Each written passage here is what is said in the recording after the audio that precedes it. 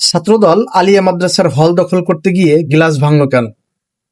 প্রিন্সিপালের উপর হামলা কেন হলো?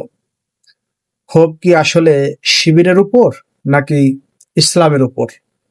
সাবধান হন, যারা অতি উৎসাহী হয়ে আল্লামা সাঈদের ছবিতে জুতা নিক্ষেপ করেছে বা মাদ্রাসায় ভাঙচুর চালিয়েছে, তারা কেউ আসল ছাত্রদল নয়। এরা ছাত্রদলের ভেতরে ঢুকে পড়া সেই গুপ্ত ছাত্রলীগ।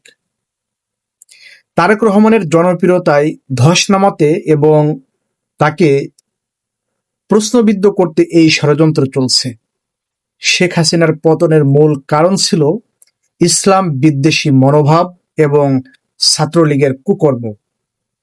তাই এখনো সময় আছে, ছাত্রদলের এই অতি উৎসাহী অনুপ্রবেশকারীদের থামান, নইলে দেশের জনগণের জবাব দিতে ভুল করবে না। কারণ স্বৈরাচার কখনো স্থায়ী হয় না। দর্শক, এই বিষয়ে আপনাদের কি মতামত? কমেন্টে অবশ্যই আপনাদের মূল্যবান মতামত জানিয়ে ভিডিওটি শেয়ার করে দিন।